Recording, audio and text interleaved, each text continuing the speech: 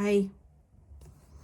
Today conversation topic is which language you love to understand even if you don't know how to speak it, or rather which language you love to listen even if you don't understand what is it or how you speak it. तो ये मेरे life में तो ऐसे ही naturally आ गया because Bengali, हाँ, college में जब थी तो बंगाली कॉलेज ही था, Bengal college of engineering and technology for women.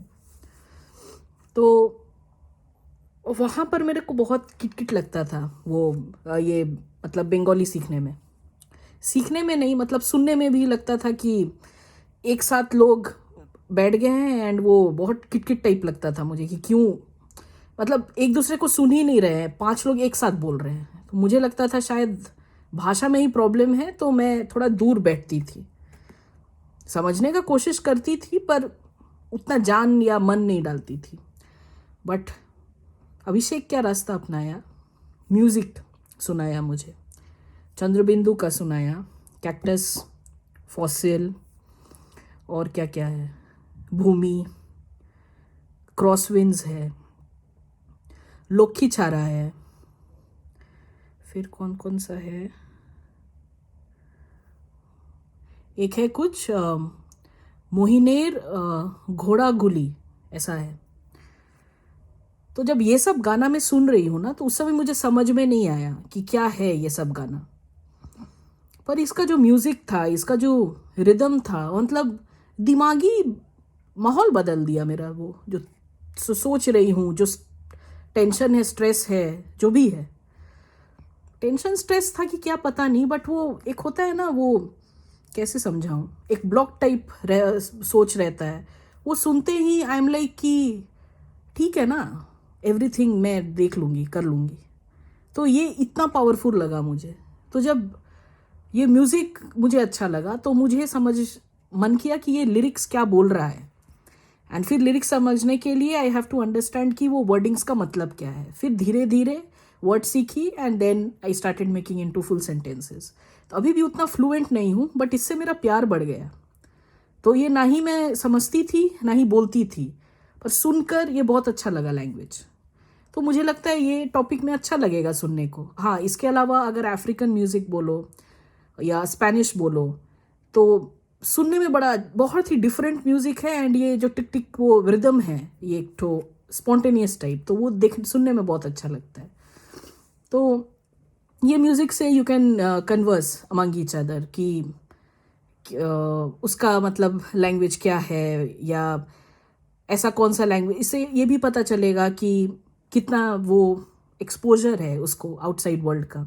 या अगर एरोगेंट होगा तो I don't care, okay, I only understand what my language is, and मेरे को वही चाहिए जो मेरा लैंग्वेज सीखे या मुझे समझे, या ऐसे ब्रॉडर व्यू नहीं समझ में आएगा तो you can get to know more about this person.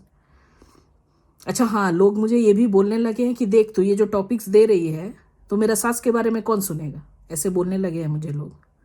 देखो, मैं सब सुनूंगी, सास के बारे में भी सुनूंगी, बट क्या है कि अब नए लोगों से तो मैं सास के बारे में नहीं बोलती, डोंट केयर ऑल्सो। यहाँ पर तो आई डोंट नो सास के साथ कोई रिश्ता रहता भी है कि नहीं, मतलब बाहर देखती हूँ तो मुझे तो सब माँ के साथ ही लगती है, घूमने में आई है, बट ना फिर थोड़ा एक्सप्रेशन डिफरेंस है, लगता है कि नहीं सास ही होगी।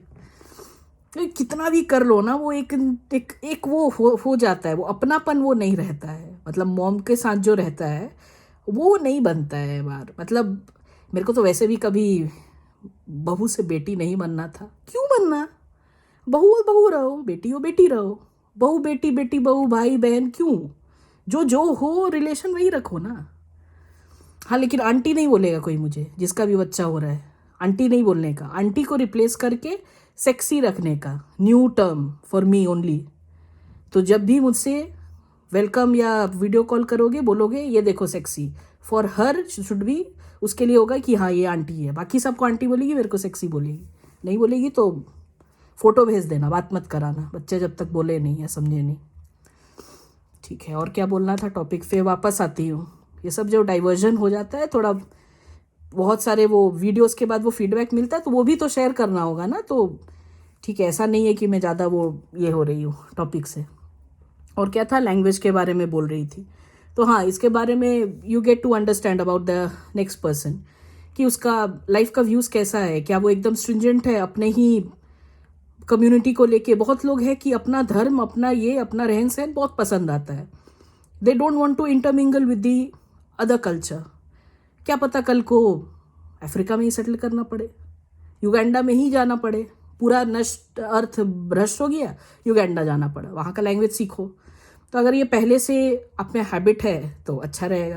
वैसे सबको फ्रेंच जर्मन ही समझने में आता है, बट मैं जस्ट एक एग्जाम्पल, युगांडा बहुत बोलती हूँ, लगता है वहाँ जाना होगा। हाँ, बस आज के लिए यही है। ये टॉपिक पे और ज़्यादा बोल नहीं सकती हूँ, मुझे लगता है मैं कवर कर ली हूँ। बेसिकली पर्पस यही था इस कन्वर्सेशन का कि जस्ट जानना सामने वाले का कि ही इज़ वेरी रिजिड या वेरी स्टबर्न है अपने को लेके, और he can be flexible about respecting other culture and language. तो if you are making an effort to learn और अंडरस्टैंड अदर लैंग्वेज, तो इससे क्या होता है, it speaks most about you also, कि हाँ भैया एक कंफर्ट जोन से निकल के दूसरों को समझने का कोशिश कर रहा है। बिकॉज ठीक है, ज़रूरी नहीं है कि उसके लैंग्वेज में ही बात करना है। ह्यूमन कम्युनिकेशन इतना अच्छा है कि जो बोल सुन नहीं सकते हैं उनके लिए एक साइन लैंग्वेज होता है, दैट्स गुड। बट हाँ, if you have the privilege to speak, learn, understand, use your brain, तो ये अगर आप इनकलकेट करोगे, it's will be very beneficial for both the parties. So या नेक्स्ट टॉपिक के लिए फिर आती हूँ। बाय।